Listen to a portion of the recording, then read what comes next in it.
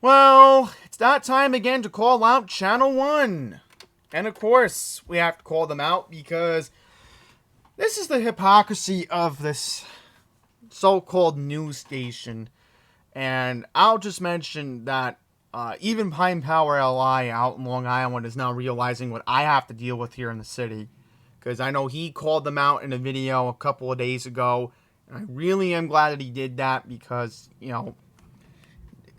News 12 over there in Long Island is basically behaving the same way Spectrum is here in the city. So let's get into what's going on. And of course, what's on their front page this morning, you may be wondering, ghost vehicles. I mean, you really cannot make this stuff up. They're talking about the monkeypox. They interviewed Richard Davey. Okay, I gotta watch that interview in another time, but of course, let's talk about Ivana Trump. So I'm titling this video today, Channel 1 focuses on Ivana while crime continues to skyrocket. That's what I'm titling this video today. And Pat Kiernan, you're in my thumbnail today. Don't think you're safe from me, alright? Don't even bother with me on that. Alright, so I don't even want to talk about this idiot over here.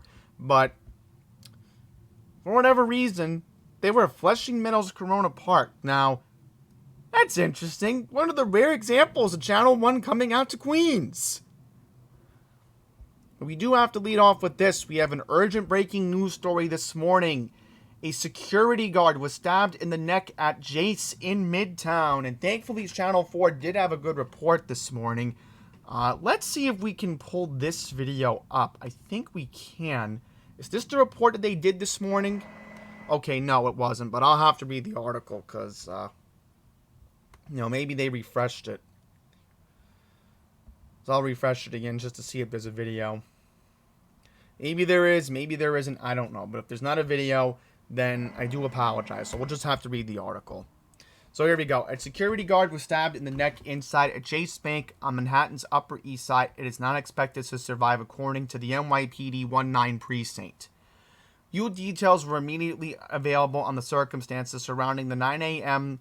attack this morning on 86th Street and 2nd Avenue. According to the 19 precinct, the victim is a private security guard who was stabbed following a dispute with the suspect at the location. Allegedly, the suspect is a customer who went to the bank and became irate with the banking staff. The security guard allegedly tried to escort him out, and that's when he was stabbed. So, I will mention, I was watching Channel 4 News at 11 o'clock this morning, and they were mentioning that the security guard actually told the suspect to call the corporate 1-800 number for Chase Bank, but we're not going to know the details of what happened. And, it would make it a lot easier if Crime Stoppers just released a surveillance video. But that's a whole different story. So here we go. Footage posted to the Citizen app showed a heavy law enforcement response at the scene. Multiple responders were seen working on the victim as they wheeled his stretcher into the ambulance. So I'm just going to mention personally that this is what my cousins get from moving away from Hell's Kitchen, trying to escape the crime over there, dealing with homeless. And now they move to the Upper East Side, and this is what they have to deal with. So, you really cannot make this stuff up. You really can't. So, I had to immediately tell my cousin to avoid this area, because now if she needs to go to an ATM today, she's going to have to go somewhere else. Because remember, a lot of people take out money on Fridays. Because a lot of the bars in New York City rely on cash tips. Okay, so let's get into Google Maps here. I want to show you where this bank is. So we'll pull it up. And believe me, I know this area very, very well, folks. This is literally right on top of the 86th Street station on the Q line. And you may be wondering what's so important. Look what's here. Carl Schultz Park. I mean, you really cannot make this stuff up, folks. You really, really, really cannot. Okay? So, let me just show you where this Chase is. If we can... You know what? Actually, before we do that, let's just type in Chase. That way we don't make a big hiccup. Here we go. Let's pull it up. This is where the chase is. Oh, yeah, definitely. Oh, oh, oh! Look at that. Right across the street from the M86 bus stop. So I exactly know where this is. Yep.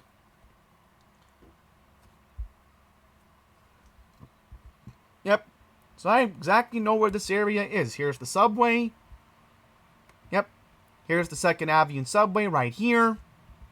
And then, of course, this is where I get the M86 to go east to Central Park. So, yeah, I know exactly where this is. There's the M86 eastbound. So, yeah, believe me, I know exactly where this is. Yep. And look at that. This was actually taken most recently back in June, a month ago. So look at that. So this is exactly where it happened.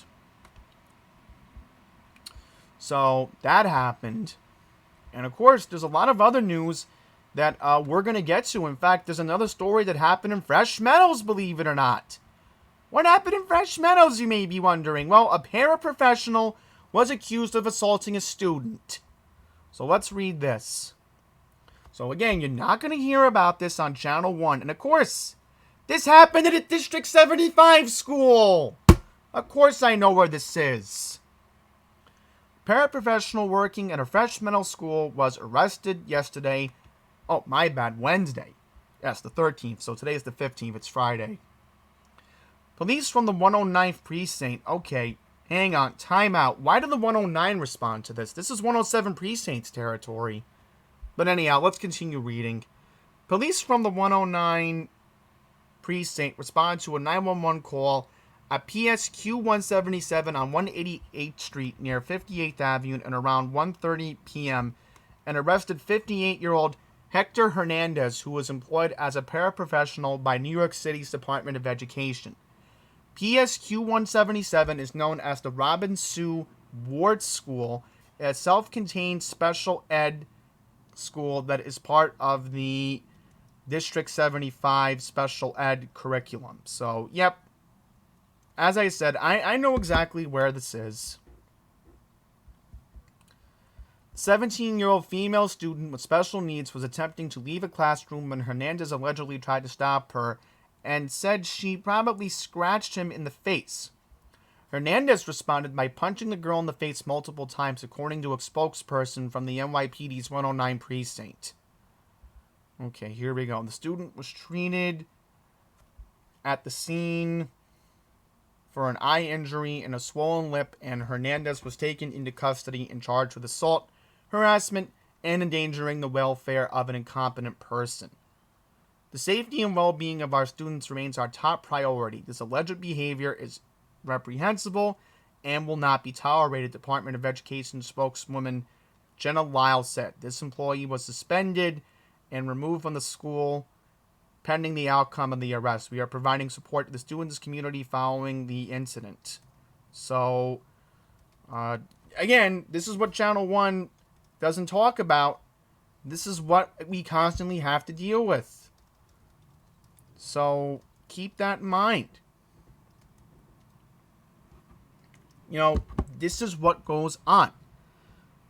And then look at this. Look at this. This kind of reminds me of that story Pine Power LI was talking about last night in Nassau County, where that homeless man was found on the N27 bus. So I will mention that in the card right now. I'll have it edited as we go along in the afternoon. I'm going to post that video in the card because that was just a disturbing video. But look at this. Homeless man found with a rope around his neck in Central Park ruled a homicide. So that doesn't surprise me. So this happened in 2021. Look at that. Authorities say at 8:18 a.m. on September 22nd of last year, police responded to a 911 call regarding an unconscious man in Central Park. Upon their arrival, officers found 26-year-old Elvis Garcia lying on the grass of a native meadow located at East 65th Street and East Drive with a rope tied around his neck. Paramedics declared the victim dead at the scene. Just today, it was announced that Garcia's death was ruled a homicide, so... I mean, literally, almost a year later, after this incident, And it took the coroner almost a year to rule that the death was a homicide. Wow. I mean, Channel 1 should be holding the coroner's office questions, but no, that's how our media works. They just don't want to ask questions why it took so long. And then this happened in the Bronx. Husband cuffed for stabbing wife to death in their apartment. So here we go. Oh, I think I know exactly where this is. Yep, let's pull up Google Maps. I think I know exactly where this is. Yep.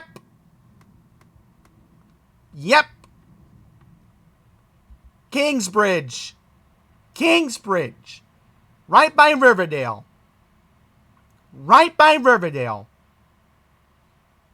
Cakepot Street. Yep. Not a far distance, see? Here it is. Cakepot Street is right here. Yep. So believe me, I know this area very well when I've gone to the Henry Hudson Bridge. Cakepot Street's the last exit on the Henry Hudson before you hit the bridge. So let's read this. This happened last night. Oh, yesterday morning. Okay. Police stated around 10:51 a.m. So this is probably the 50th precinct. 10:51 a.m. on July 14th, officers responded to a 911 call regarding a woman in need of help inside the Tracy Towers at 40 West Moshalou Parkway South in the Kingsbridge section of the Bronx. Upon their arrival, 52-year-old Monica Alka was found unconscious and unresponsive with multiple stab wounds through the body. Paramedics rushed Alka to St. Barnabas Medical Center, where she was later pronounced dead. A knife was recovered at the scene. Alka's husband, 59-year-old Anthony Izura, was taken into custody at the scene and charged with murder, manslaughter, and criminal possession of a weapon. So, I don't know if News 12 The Bronx covered this, and obviously I don't even want to deal with Altice's nonsense after what they've been doing in Long Island. And then look at this. We have another incident on the subway. It's happened at 72nd Street on the 123 line. Here we go. 62-year-old victim was running on a southbound tube train at 5:30 p.m. yesterday afternoon when he got into an argument with another man and a disagreement on board. The victim, a man, 62-year-old, got off at the 72nd Street stop on Broadway. As he was on the platform, the victim was stabbed in the torso at least once. The suspect took off while the victim was taken to St. Luke's Hospital, where he was expected to survive. So, of course, busy station like this. Where was Transit District 1? They were missing in action. You really cannot make this stuff up. So I'm going to read two more because, again, I am just, losing my patience with the media as usual when they should be covering these stories. But, again, they're not, because we're so obsessed covering the sharks in Long Island. We're so obsessed talking about Ivana. It just comes to show that the media has its priorities just backwards. And I will agree with President Trump on one thing. There is a lot of fake news that goes on these days, but what's even faker are the people who just sit at the news desk and just have to be brazen through a teleprompter, and they're acting all like robots. You know who you are. Come on. You know who you are at 2, 4, 5, 7, and 11, and even Channel 1 reading a teleprompter. You know who you are when you have to read and act like a robot and have your eyes scroll and read through that teleprompter. The media is so corrupt. And we have proof that they are corrupt. So let's read these two important stories. We're going to read a fire that happened in Brooklyn. And then we're going to talk about a robbery at the Queens Center Mall to wrap up this video. So, here we go. Where in Brooklyn did this happen? Yeah, so this was 1243 East 85th Street. This happened on Wednesday. Yes, 5:11 p.m. So, Three-story building. Firefighters responded to the scene and searched for the first floor. A resident was trapped inside the building, which was filled with smoke. So, makes sense why an EMS from FDNY would show up. So here we go. So the good news is the fire was placed under control an hour later. So the victim who was trapped was taken to a hospital in serious but stable condition. So this is very, very interesting. Yeah, definitely the glass was damaged. So where in Brooklyn did this happen? That's what I want to know. And then we'll read the other article as we go along here. Yep, I knew this address sounded familiar to me. You know how? Because I figured it was right by Canarsie Park, and I was correct. And not too far from, of course, where Mill Basin is. See, Mill Basin's right. Let's move this. Mill Basin's right there. So there you go. I exactly know where this is. Okay, so here we go. This is what I want to do. Read. Okay, that's not it. That was not it. We don't want to know what happened in Fight Club. All right, that's not a serious story. All right, where is that robbery that happened in the mall? Here we go. This is it. So of course, you would think the media would cover a major robbery at the main mall of Queens and Elmhurst? No. And look at this. It's happened right by the Cheesecake Factory. And mind you, this is the only cheesecake factory in all of the 5 boroughs of New York City. So let's read this. Grand larceny took place just before 7 p.m. on Wednesday, July 6th, inside the Sales Jewelry located inside the Queens Center Mall. When inside the store, the 2 men removed the panel of glass from the display case to take approximately $111,175 worth of jewelry, police said. So here we go. No injuries. So the suspects are in their mid-20s. So a woman was also involved as an accomplice. So I'm not even going to read the suspect description. I do want you to look at the Crime Stopper surveillance video, because that is the important thing. Oh, turns out we have to read this story to wrap this video up. I thought I was done. Nope. Where was Channel 1 on this story?